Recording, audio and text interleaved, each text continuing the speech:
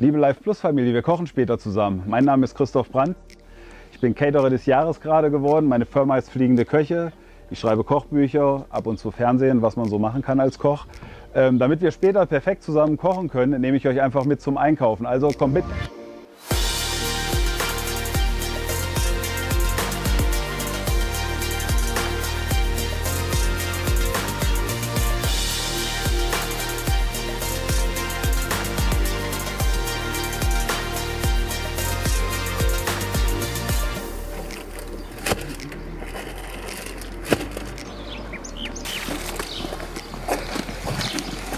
Eigentlich wollte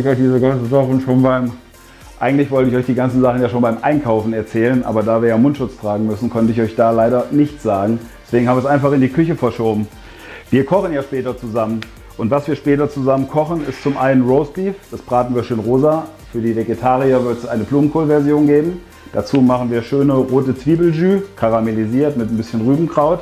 Dann nehmen wir dazu Trillinge. Trillinge ist die Maßeinheit der Kartoffeln. Das sind auch noch neue Kartoffeln, also neue Kartoffeltrillinge.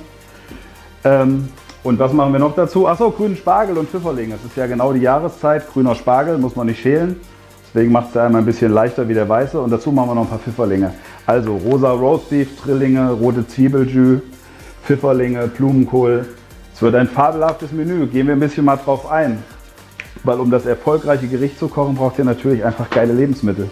Zum einen Roastbeef von der Ferse, ordentlich abgehangen, sieht man auch, ganz leicht noch durchwachsen. Dann Kartoffeln, neue Kartoffeln, Trillinge sind ja dafür bekannt, dass sie eine ganz dünne Haut haben, das heißt, wir müssen sie auch nicht schälen. Die kochen wir nachher, schneiden die an, gutes Olivenöl, bisschen Meersalz und dann knusprig backen. Dann die roten Zwiebeln, rote Zwiebeln schälen, in Spalten schneiden. Rote Zwiebeln schmecken einfach so ein bisschen süßlicher, hat viel mehr Aroma, sind nicht nur so scharf oder bitter wie Zwiebeln. Viel mehr Aroma, kommt ein bisschen Zucker drauf, karamellisieren, mit Rotwein ablöschen. Dann brauchen wir den weltberühmten Goldsaft. Die meisten kennen ihn von der Oma aus dem Kühlschrank, steht immer ganz hinten, sieht ein bisschen verklebt aus, weil man nur einmal im Jahr Bock drauf hat. Macht aber ein ganz tolles Aroma für die Soße, rundet die auch super ab und macht noch eine super Farbe. Also selbst wenn man die Farbe nicht gut hinkriegt. Und Soße ist ein gutes Stichwort, weil wir brauchen Rinderfond. Viele denken, kann er den jetzt selber kochen, aber es geht ja darum, dass ihr in maximal einer Stunde das beste Menü der Welt kocht. Deswegen, die meisten werden von euch keinen Rinderfond zu Hause haben. In dem Fall darf man sich mal den guten kaufen.